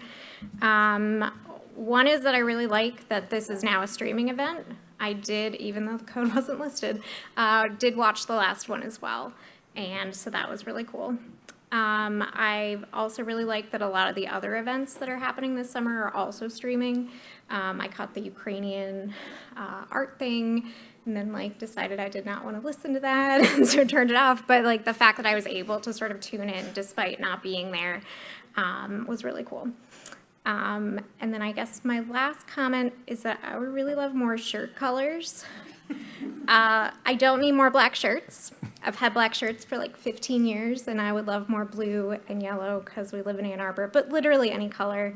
But the kids always have much better colors, and I don't fit into them, so please, they can have all the black shirts. So, okay, that's it. Thank you very much. All right, thank you. Angela Berkeley.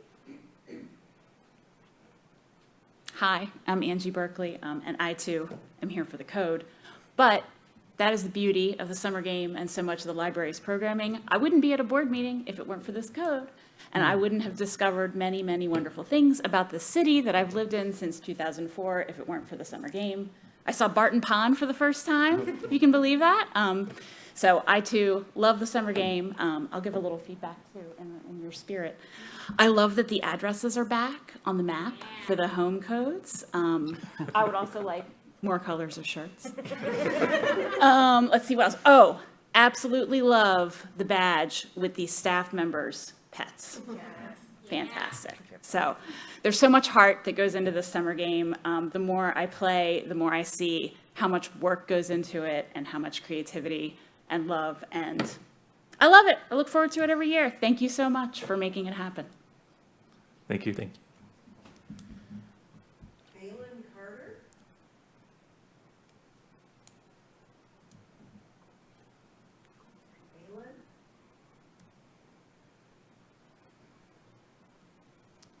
All right, looks like they're not here.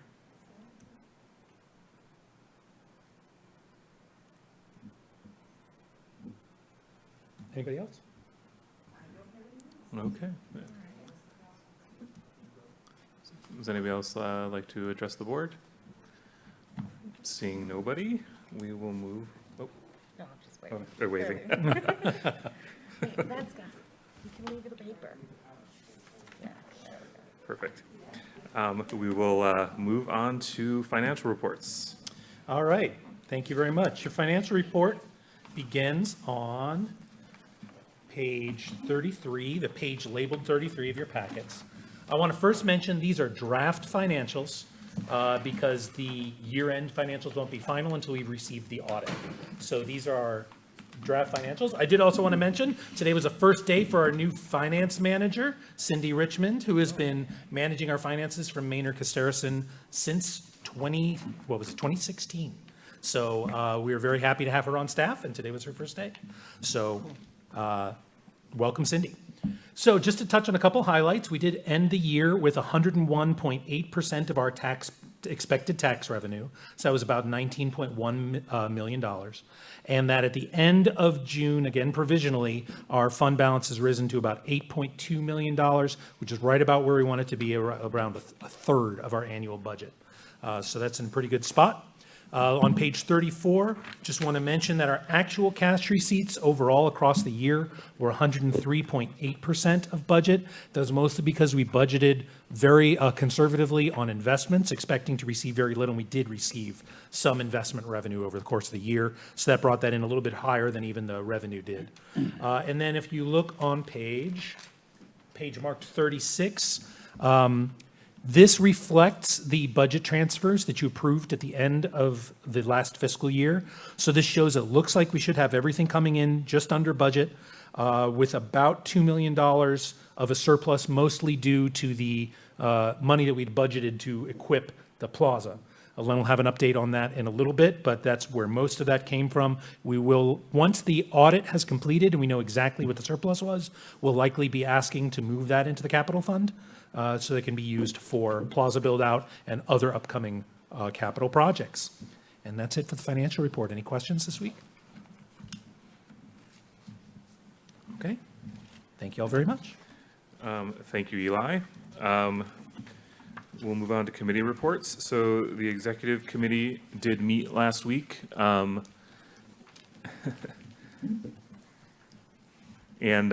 we did have the opportunity, sorry, there was some folks look like might be saying hi.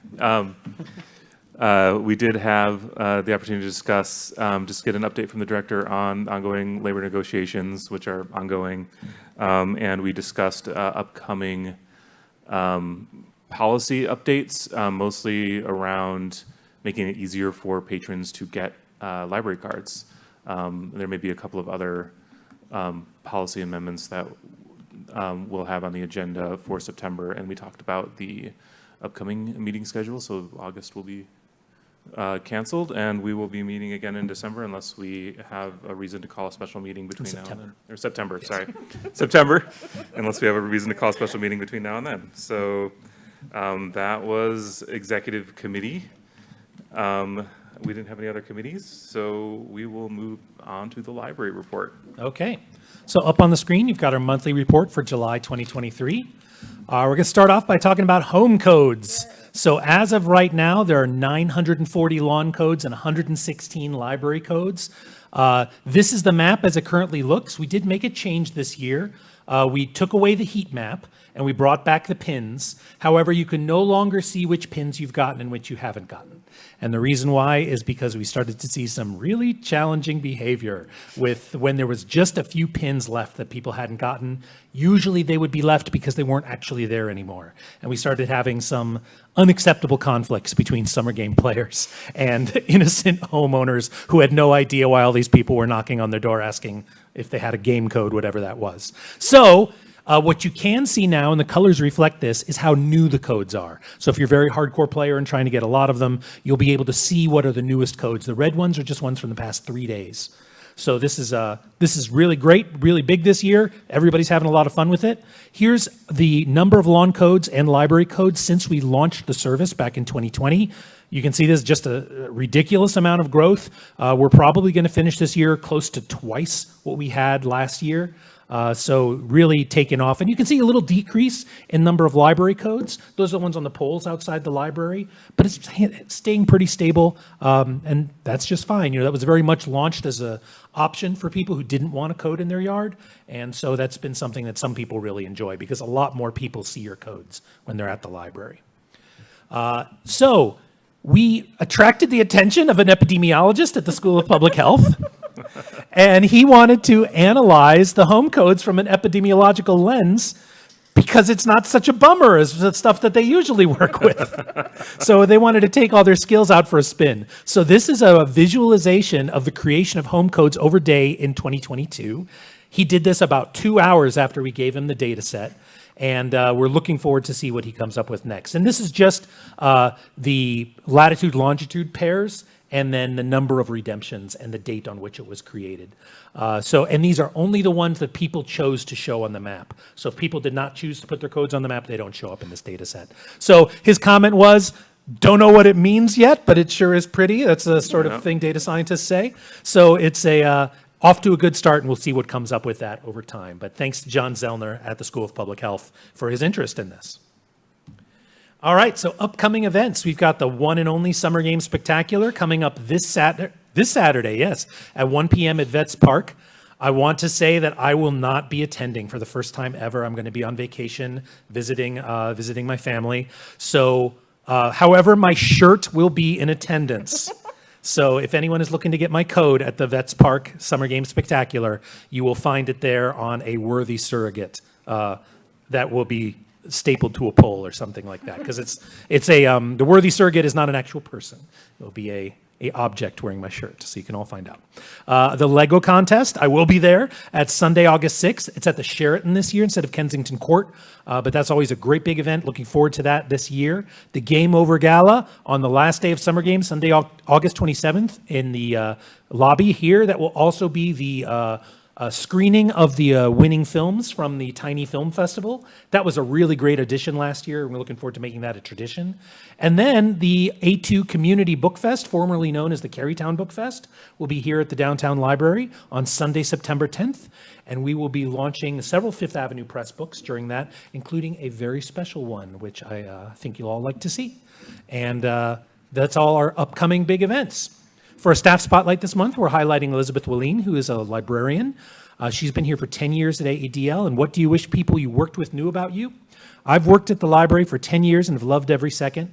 I started as a full-time desk clerk, then became a library technician and worked my way through library school at Wayne State while continuing to work at AADL full-time.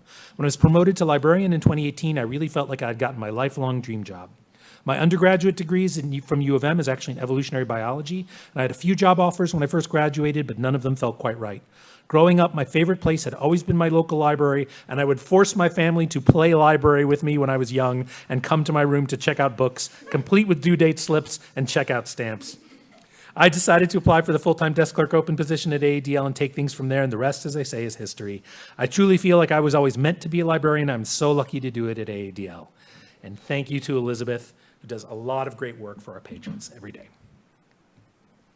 AADL in the community. So AADL will be a part of Ann Arbor Pride on August 5th, and Main Street will be tabling. We're happy to say the Jim Toy Center has approached AADL about hosting their drag storytime events at AADL as a part of Ann Arbor Pride.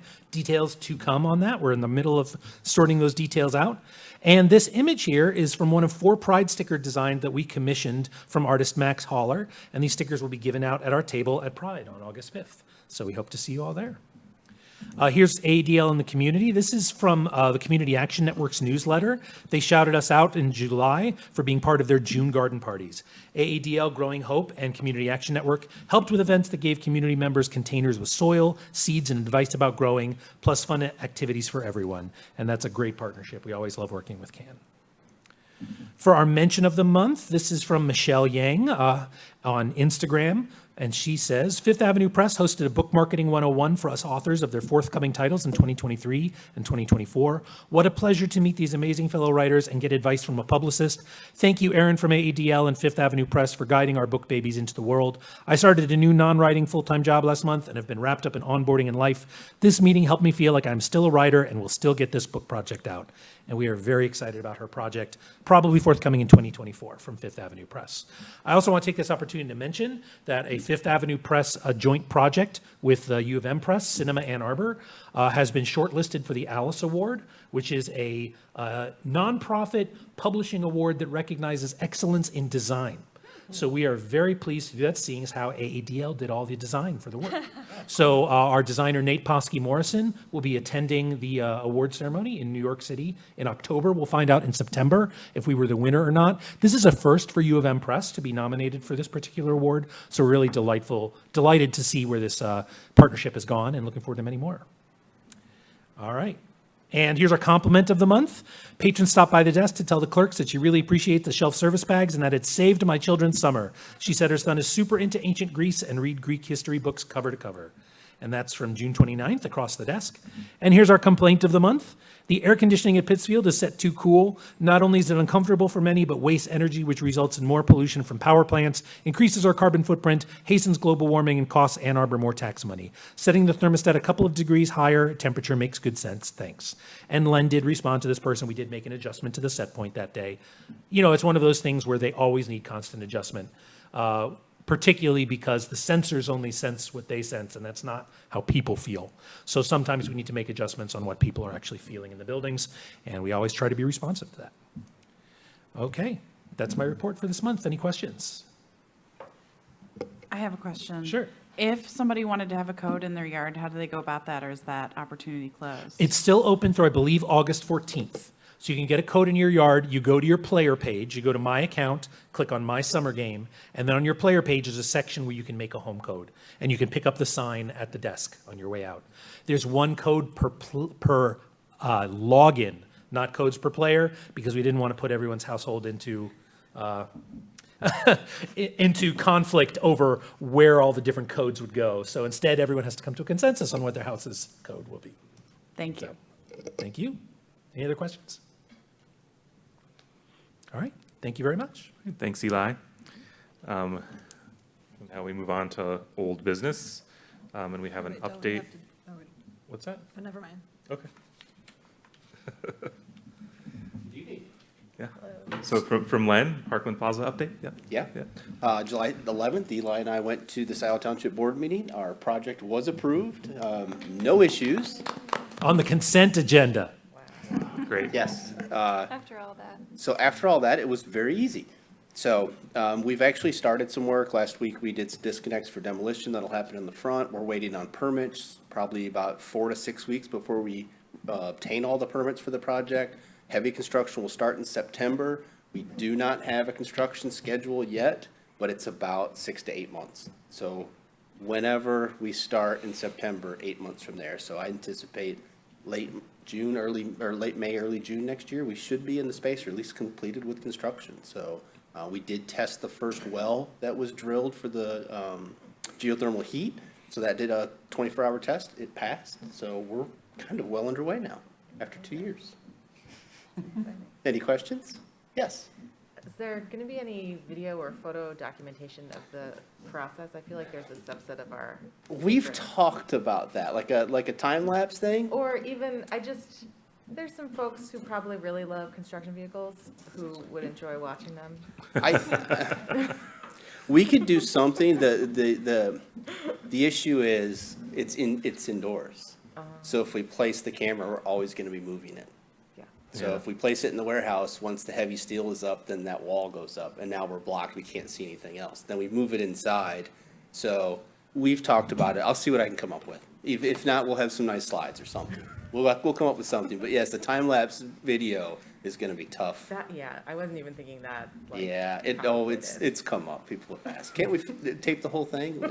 I don't know. So, any other questions? I remember back when we were first talking about this, there were all these really long lead times for things because of COVID. So does that mean that you just now get to order stuff? No. You all have already approved everything that had a long lead time. So the decking for the steel, I think, was approved a year ago at the July meeting.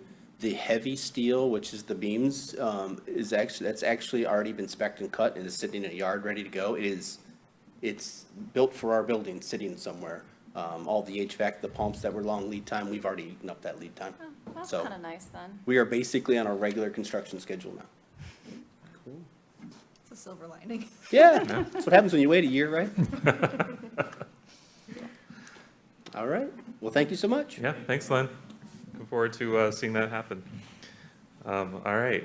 We're on to new business. So the first item of new business is a motion. Can I have a motion to cancel the August 28th, 2023 regular board meeting? So moved. Second. Okay, any discussion? All right, then all in favor say aye. Aye. And I will say, again, of course, we can always schedule a special meeting if we have a reason to have one between now and September, but otherwise, that's when our next meeting will be. And then our second item of new business is we add the added agenda item for the resolution to authorize the purchase of an electric box delivery truck that specifies the source of funds. I'm forgetting the order, right? Do we take the motion, then read it in, or the other way around? The first. Yep, take a motion and read it. Okay, can I have a motion to approve? So moved. Second. Okay, and now I will read the motion, and then we'll have discussion, or do we want to hear a presentation first? Why don't you go ahead and read it? All right, and then Yep. we'll go, okay. So the board resolves to approve the purchase of an EV Epic 4 box truck from Motive Power Systems at the cost of $217,789, that the expenditure be authorized from the capital fund, and that all resolutions and parts of resolutions that conflict with the provisions of this resolution are rescinded. Okay. Okay, so last month you all approved the purchase up to $250,000. I had our back and forth with Motive, and we came to the final number. They were able to obtain the vehicle. That's why you see the second quote, because remember, they don't get the cab and chassis for you, so they did that. And then we wanted to make sure in the resolution it said where the funds came from. So it was approved last month, but this makes it where it comes from capital fund, and this is the value. So if approved tonight, I'll enter the requisition for purchase. And to be clear, the other truck that you approved last month will be paid for out of capital outlays, so that's why we're not asking about that today. Because that comes from the regular operating budget, where this is a major capital investment and significantly more expensive than just a routine purchase. We wanted that to come from the capital fund. So are we worried at all that this is the final price and that might change between now and when we write a check? Okay. Nope. So we don't need any wiggle No, room. it Great. requires a 30% deposit, but this number will not change. Okay. Any other questions? Okay, all in favor, say aye. Aye. Aye. That has passed. Thank you. Thank you, Len. Thank you. All right, and we have another opportunity for citizens' comments. If anybody'd like to address the board, I don't think we've received any signups, but if anybody wants to I think there might be some people. get a summer game code, you can just come up and say hi. Some people tell us their favorite thing about the library. Yeah. Or nothing at all would be also fine. They just tell us they're here for the code.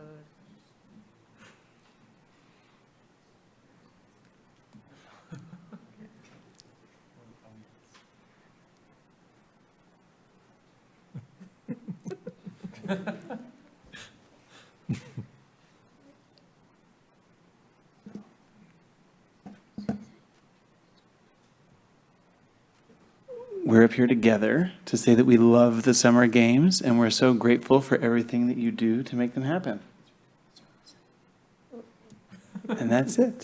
Thank you so much. Thank you very much. Thank you.